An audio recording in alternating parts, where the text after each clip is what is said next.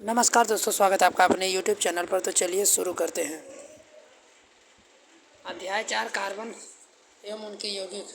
पिछले अध्याय में हमने ऐसे यौगिक का अध्ययन किया है जो हमारे लिए महत्वपूर्ण है। इस अध्याय में हम कुछ अन्य रोचक यौगिकों और उनके गुणधर्मों के बारे में पढ़ेंगे। यहाँ एक तत्व के रूप में कार्बन का भी अध्ययन करेंगे, जिसका हमारे लिए तात्विक एवं संयुक्त दोनों रूप से अत्यधिक महत्वपूर्ण होता है। आपके द्वारा भरी हुई उपरोक्त सारणी में अंतिम में स्तंभ में आने वाली वस्तुओं पर ध्यान दीजिए। आपके शिक्षक आपको बताएंगे कि इसमें अधिकांशतः वस्तुएं कार्बन के यौगिकों से बनी होती हैं। इनका परीक्षण करने के लिए आप किसी विधि सोच सकते हैं। क्या आप कोई विधि सोच सकते हैं? कार्बन से युक्त यौगिकों को आप जलाने पर क्या उत्पाद मिलेगा? क्या आप इसकी पुष्टि करने के लिए किसी परीक्षण को जानते हैं? आपके द्वारा सूचीबद्ध की गई भोजन, कपड़े, दवाएं, पुस्तक, अनेक वस्तुएं सर्वतोमुखी तत्व कार्बन पर आधारित होती हैं। इनके अतिरिक्त सभी सजीव संरचनाएं कार्बन पर आधारित होती हैं। भूप्रकृति तथा वायुमंडल में अत्यधिक अल्प मात्रा में कार्बन उपस्थित होता है। भूप्रकृति में खनिज कार्बोनेट, हाइड्रोकार्बोनेट, कोयला, पेट्रोलियम के रूप में कोयला 0.02 कार्बन में उपस्थित तथा वायुमंडल में 0.03 कार्बन डाइऑक्साइड उपस्थित तथा प्रकृति की इतनी अल्प मात्रा में कार्बन उपस्थित होने के बावजूद कार्बन का अत्यधिक महत्व है। इस अध्याय में हम कार्बन के इन गुणों का अध्ययन करेंगे जिन कारण कार्बन इतना महत्वपूर्ण है। कार्बन के आबंधन संयोजी आबंध। पिछले अध्याय में हमने आयनिक यौगिकों के गुणधर्म का अध्ययन किया था। हमने देखा था कि रासायनिक यौगिकों के गलनांक तथा क्वथनांक कुछ होते हैं तथा ये विलयन में अथवा गलित अवस्था में विद्युत चालन करते हैं। हमने देखा है कि आयनिक यौगिक में आबंधन की प्रकृति इन गुणों की व्याख्या करती है। यौगिक, गलनांक और क्वथनांक।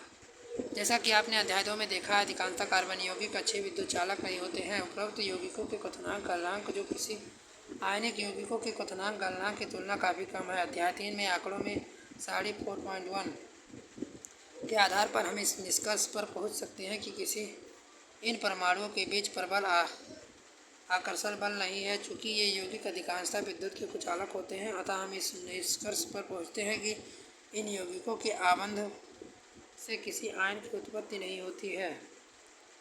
कक्षाओं में हमने विभिन्न तत्वों की संयोजक क्षमता, संयोजकता, इलेक्ट्रॉन की संख्या तथा इन पर निर्भरता के बारे में अध्ययन किया था। अब हम कार्बन के इलेक्ट्रॉनिक विन्यास के बारे में अध्ययन करेंगे। कार्बन के परमाणु संख्या 6। कार्बन के विभिन्न कक्षों में इलेक्ट्रॉनों का वितरण कैसे होता है? कार्बन में कितने संयोजकता इलेक्ट्रॉन होंगे? हम जानते हैं बाहरी कोश पूरी तरह से भर देने अर्थात उत्कृष्ट गैस विन्यास से प्राप्त करने की प्रवृत्ति के आधार पर तत्वों की अभिक्रियाशीलता समझाई जाती है। आयनिक यौगिक बनने के वाले तत्व सबसे बाहरी कोश में इलेक्ट्रॉन प्राप्त करके तथा उनका ह्रास करके प्राप्त करते हैं। कार्बन के सबसे ऊपरी कोश के 4 इलेक्ट्रॉन होते हैं। उत्कृष्ट गैस विन्यास को प्राप्त करने के लिए उनको 4 इलेक्ट्रॉन प्राप्त करने तथा खोने की आवश्यकता होती है। यदि इन्हें इलेक्ट्रॉनों को प्राप्त करना है या खोना हो तो वह 4 इलेक्ट्रॉन प्राप्त कर ये 4 इलेक्ट्रॉन खोकर कार्बन अपने अन्य परमाणुओं अथवा अन्य तत्वों के परमाणुओं के साथ संयोजकता इलेक्ट्रॉनों की साझेदारी करके इन समस्याओं को सुलझा लेते हैं। केवल कार्बन ही नहीं बल्कि अनेक तत्व भी इस प्रकार इलेक्ट्रॉन की साझेदारी करके अणुओं का निर्माण करते हैं। जिस इलेक्ट्रॉनों की साझेदारी की जाती है वह दोनों परमाणुओं के बाहरी कोश में होते हैं। संघाई के फलस्वरूप दोनों ही परमाणु उत्कृष्ट गैस विन्यास की स्थिति में प्राप्त करते हैं। कार्बन में यौगिकों की चर्चा करने से पहले इलेक्ट्रॉनों की साझेदारी से बने हुए सामान्य अणुओं को समझते हैं। हाइड्रोजन का एक अणु, हाइड्रोजन के 2 अणु, ऑक्सीजन के 2 अणुओं के बीच दोहरा संबंध, नाइट्रोजन के 2 अणुओं के बीच त्रिबंध। इस तरह से बने अणुओं के सबसे सामान्य अणु हाइड्रोजन का है। जैसा कि आपने पहले अध्याय में पढ़ा, हाइड्रोजन की परमाणु संख्या 1 है, अतः इसे K कोश में 1 इलेक्ट्रॉन है। K कोश को भरने के लिए इसे 1 और इलेक्ट्रॉन की आवश्यकता होगी। इसलिए हाइड्रोजन को 2 परमाणु वाले इलेक्ट्रॉनों की साझेदारी करके हाइड्रोजन का अणु H2 बनाने हैं।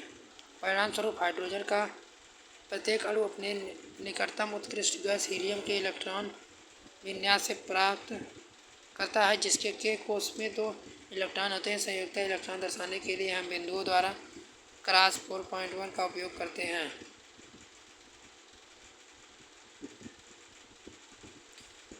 क्या अब आप जल के अणु को चित्रित कर सकते हैं जिसमें ऑक्सीजन के एक परमाणु हाइड्रोजन के 2 परमाणु के बीच आबंधन की प्रकृति को दर्शाया गया है। इस अणु को आबंध अथवा द्विबंध क्या है? नाइट्रोजन परमाणु का अणु कैसा आबंध होगा? नाइट्रोजन की परमाणु संख्या 7 है। इसका इलेक्ट्रॉनिक विन्यास एवं संयोजक क्षमता क्या होगी? ऑक्सीजन प्राप्त करने के लिए नाइट्रोजन की एक अणु नाइट्रोजन का प्रत्येक अणु 3 इलेक्ट्रॉन देता है। इसके इलेक्ट्रॉन में 3 सहभागी युग्म प्राप्त होते हैं। ये 2 परमाणुओं के बीच त्रिबंध का बनाना कहा जाता है। अणु के इलेक्ट्रॉन बिंदु संरचना इसके त्रिबंधों को 4.4 के अनुसार दर्शाया जा सकता है। अमोनिया के अणु सूत्र NH3। क्या आप इस अणु को इलेक्ट्रॉनिक बिंदु संरचना को चित्र कर सकते हैं? इसमें दर्शाया गया है कि कैसे सभी 4 परमाणुओं को उत्कृष्ट गैस विन्यास की स्थिति प्राप्त हुई है। इन अणुओं को एक त्रिबंध कौन सा आबंध होगा? अब हम मीथेन देखते हैं जो कार्बन यौगिक है। ईंधन के रूप में मीथेन का अधिक उपयोग होता है। यह बायोगैस संपीड़ित प्राकृतिक गैस CNG का प्रमुख घटक है। यह कार्बन के सर्वाधिक सरल यौगिक में से एक है। मीथेन सूत्र CH4 जैसा कि आप जानते हैं कि हाइड्रोजन की संयोजकता 1 है। कार्बन छत संयोजक है क्योंकि इसके 4 संयोजकता इलेक्ट्रॉन होते हैं। उत्कृष्ट गैस विन्यास की स्थिति को प्राप्त करने के लिए कार्बन इन इलेक्ट्रॉनों की साझेदारी हाइड्रोजन के 4 परमाणुओं के साथ करता है, जैसा कि 4.5 में दिखाया गया है। इस प्रकार 2 परमाणुओं के बीच इलेक्ट्रॉन एक युग्म की साझेदारी द्वारा बनने वाले आबंध संयोजी आबंध कहलाते हैं। सहसंयोजी आबंध वाले अणुओं के भीतर तो प्रबल आबंध होता है, लेकिन इसका अंतराणु बल दुर्बल होता है। फलस्वरूप इन यौगिकों के क्वथनांक गलनांक कम होते हैं। चूँकि परमाणुओं के बीच इलेक्ट्रॉनों की साझेदारी होती है और अवशोषित कण बनते हैं, सामान्यतः ऐसे संयोजी यौगिक विद्युत के कुचालक होते हैं। कार्बन की सर्वतोमुखी प्रकृति।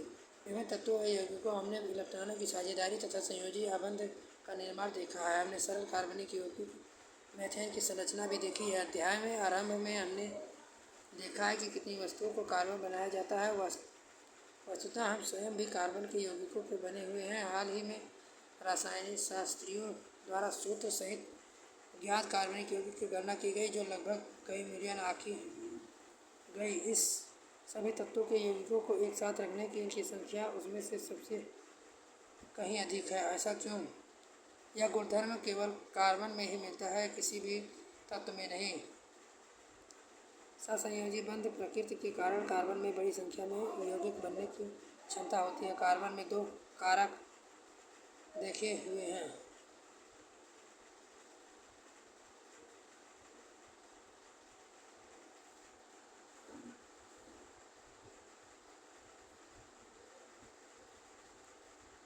संतृप्त असंतृप्त कार्बनिक यौगिक। मीथेन की संरचना हम पहले ही समझ चुके हैं कि कार्बन तथा एवं हाइड्रोजन से बनने वाला अन्य यौगिक एथेन है, जिसका सूत्र CH4C2H6। सरल कार्बनिक यौगिक की संरचना प्राप्त करने के लिए सबसे पहले कार्बन के परमाणुओं की एक आबंध के द्वारा आपस में जोड़ा जाता है। फिर कार्बन के शेष संयोजकता को संतुष्ट करने के लिए हाइड्रोजन के परमाणुओं का उपयोग करके उदाहरण के निम्न चरणों को एथेन की संरचना से प्राप्त किया जाता है।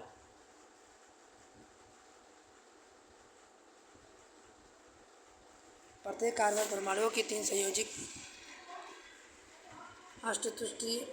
अंतःसंतुष्टि रहती है। प्रत्येक आबंध 3 हाइड्रोजन परमाणु के साथ किया जाता है। इससे निम्न प्रकार होता है।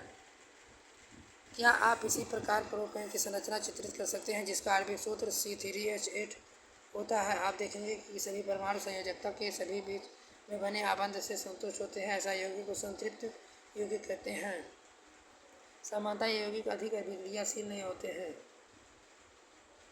हम देखते हैं कि प्रति कार्बन परमाणु एक संयोजकता असंतुष्ट रहती है। इसको तभी संतुष्ट किया जा सकता है जब दो कार्बन के बीच द्विबंध हो, जिससे हमें निम्न प्रकार हो।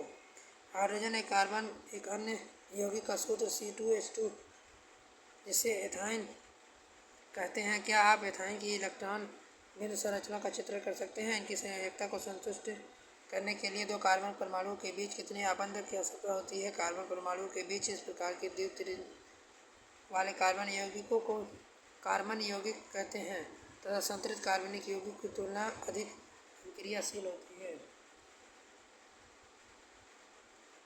श्रृंखलाएं, श्रृंखला और वलन।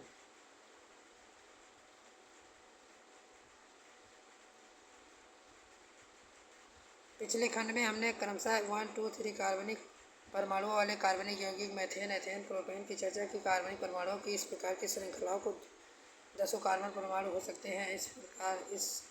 इसमें से 6 के नाम संरचना सारणी 4.2 में दिए गए हैं।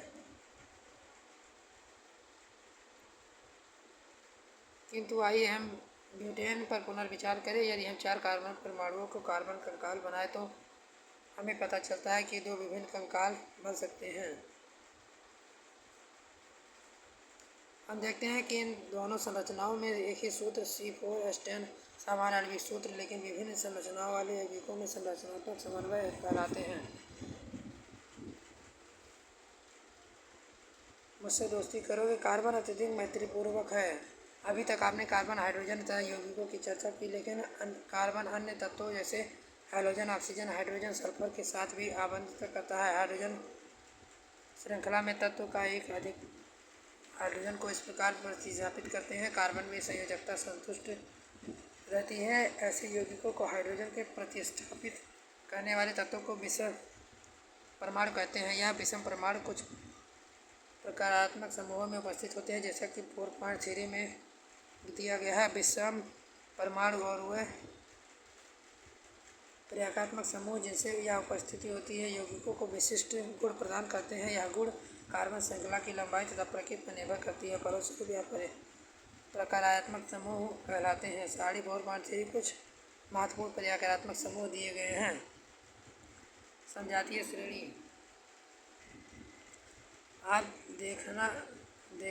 आपने देखा कि कार्बन परमाणुओं को आपस में जोड़कर विभिन्न लंबाइयों वाले लंबी श्रृंखलाएं बनाई जाती हैं। श्रृंखलाएं शाखित हो सकती हैं। साथ ही इन कार्बन श्रृंखलाओं पर स्थित हाइड्रोजन अन्य परमाणुओं को उपरोक्त किसी भी प्रकारात्मक समूहों से प्रतिस्थापित किया जा सकता है। अल्कोहल जैसे प्रकारात्मक समूह की उपस्थिति कार्बन यौगिक के गुणधर्मों को तय करती है, चाहे कार्बन की लंबाई कुछ भी हो। रसायन की गुणधर्मों की अधिक समानता है। अतः यौगिकों की ऐसी श्रृंखला जिसमें कार्बन श्रृंखला की स्थिति हाइड्रोजन को एक ही प्रकार प्रकारात्मक समूह की परिस्थिति में रखता है, उसे समजातीय श्रेणी कहते हैं।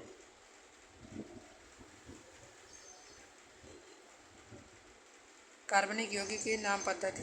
किसी समजातीय श्रेणी में यौगिकों के नाम आधार बेसिन कार्बन की उन मूल संरचनाओं पर आधारित है जिनको कार्यात्मक समूह की प्रकृति के अनुसार पूर्वोल्लंघ, उपसर्ग, अनुलग्न प्रत्यय के द्वारा संशोधित किया गया है। जैसे कि क्रियाकलाप 4.2 एल्कोहल के नाम मेथेनॉल, एल्कोहल, एथेनॉल, प्रोपेनॉल और ब्यूटेनॉल। निम्न विधि द्वारा कार्बन यौगिक का नामकरण किया जाता है। कृपया ध्यान दें। कार्बनिक यौगिकों की नाम पद्धति।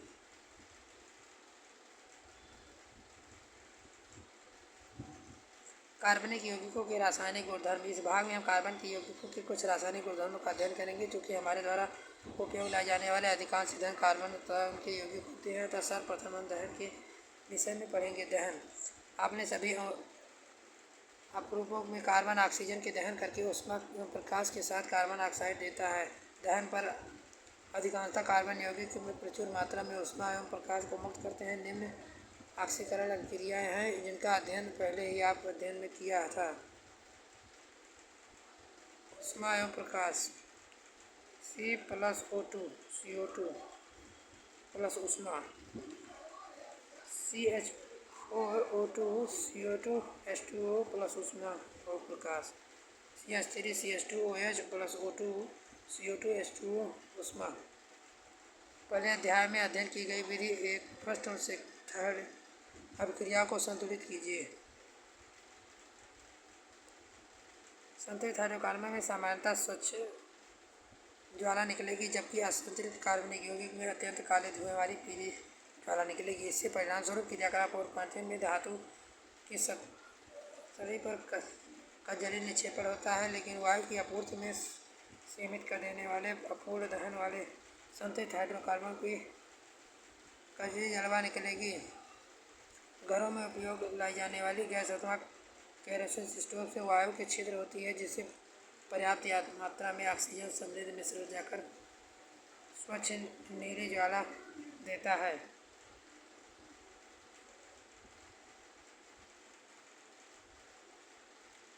ऑक्सीकरण। प्रथम अध्याय में आपने ऑक्सीजन की अभिक्रियाओं का अध्ययन किया था। दहन करने वाले कार्बनिक यौगिक को सरलता से ऑक्सीजन में ऑक्सीकृत किया जा सकता है। इसे पूर्णतः ऑक्सीकृत के अतिरिक्त ऐसी क्रिया भी होती है जिसमें अल्कोहल को कार्बोक्सिलिक अम्ल में बदला जाता है। हम देख सकते हैं कुछ पदार्थ अन्य पदार्थों में ऑक्सीजन देने वाले क्षमता होती है। इन पदार्थों में ऑक्सीकरण कहा जाता है। संकलन अभिक्रिया। पैलेडियम तथा निकेल जैसे उत्प्रेरक की उपस्थिति में असंतृप्त हाइड्रोजन जोड़कर संतृप्त हाइड्रोकार्बन देते हैं। उत्प्रेरक वे पदार्थ होते हैं जिससे कारण अभिक्रिया भिन्न दर से आगे बढ़ती हैं, जो अभिक्रिया को प्रभावित नहीं करते हैं। निकेल उत्प्रेरक का उपयोग करके साधारणतः वनस्पति तेलों में हाइड्रोजनीकरण भी इस अभिक्रिया में उपयोग होता है। वनस्पति तेलों में साधारणतः लंबी असंतृप्त श्रृंखला होती है, जबकि जंतु वसा में संतृप्त कार्बनिक श्रृंखला। प्रतिस्थापन अभिक्रिया। संतृप्त हाइड्रोकार्बन अत्यधिक अनअभिकृत होते हैं, अतः अधिकांशतः अभिकर्मकों की उपस्थिति में अभिक्रियाएँ होते हैं। हालांकि सूर्य के प्रकाश की उपस्थिति में अति तीव्र अभिक्रिया में क्लोरीन का हाइड्रोकार्बन में संलग्न होता है। क्लोरीन एक दूसरे के हाइड्रोजन के परमाणुओं का प्रतिस्थापन करता है। इसको प्रतिस्थापन अभिक्रिया कहते हैं, क्योंकि इस प्रकार परमाणु तथा परमाणुओं के समूह दूसरे स्थान लेते हैं। साधारणतः उच्च जातीय अल्कोहल के साथ अनेक उत्पादकों का निर्माण होता है। कुछ महत्वपूर्ण कार्बनिक यौगिक। अनेक कार्बनिक यौगिक हमारे लिए अनमोल है, किंतु यह व्यावसायिक रूप से महत्वपूर्ण दो यौगिक एथेनॉल और अल्कोहल एथेनाइक अम्लों का गुणधर्म का अध्ययन करेंगे। एथेनॉल कक्षा किताब पर द्रव्य अवस्था में होता है। सामान्यतः एथेनॉल अल्कोहल कहा जाता है तथा यह सभी अल्कोहल पेय पदार्थों में महत्वपूर्ण अवयव होते हैं। इनके अतिरिक्त यह एक अच्छा विलायक है, इसलिए इसका उपयोग tincture, iodine, cough syrup, tonic आदि औषधियों में होता है। एथेनॉल को किसी अनुपात में भी जल में मिलाया जा सकता है, तब एथेनॉल की थोड़ी सी मात्रा लेने पर नशा आ जाता है। एथेनॉल की अभिक्रिया। सोडियम के साथ असंतुलित हाइड्रोकार्बन बनाने की अभिक्रिया।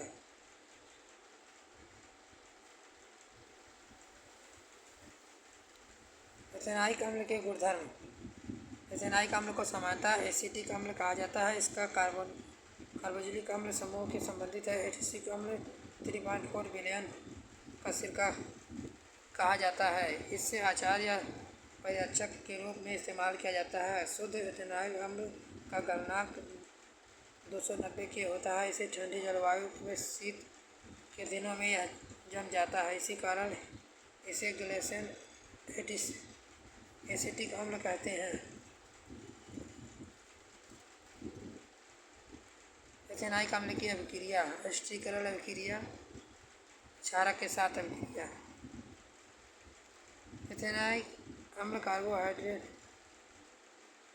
कार्बोनेट एवं हाइड्रोजन कार्बोनेट की एक ऐसी अभिक्रिया करता है। आइए जानने के लिए हमें क्रियाकलाप करें।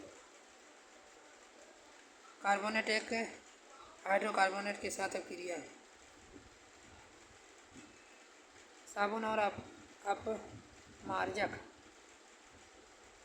इस क्रिया में सफाई में साबुन के प्रभाव का पता चलता है। अधिकांशतः मैल तेलीय होते हैं। आप जानते हैं कि तेलीय पानी में घुलनशील होते हैं। साबुन के अणु लंबी श्रृंखला वाले और कार्बनिक अम्लों को सोडियम पोटेशियम लवण होते हैं। साबुन की आयनिक भाग जल से, जबकि कार्बन श्रृंखला के तेल पारस्परिक क्रिया करते हैं। इस प्रकार साबुन के अणु विषैली संरचना तैयार करते हैं, जहां अणु एक सिरा तैलकल की ओर तथा आयनिक सिरा बाहर की ओर होता है। इसे पानी में स्मेल बनता है। इस प्रकार साबुन का स्मेल मैल पानी के बाहर निकल जाता है। हमारे कपड़े साफ हो जाते हैं।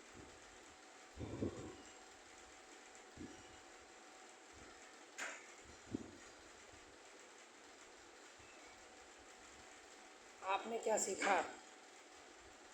अभ्यास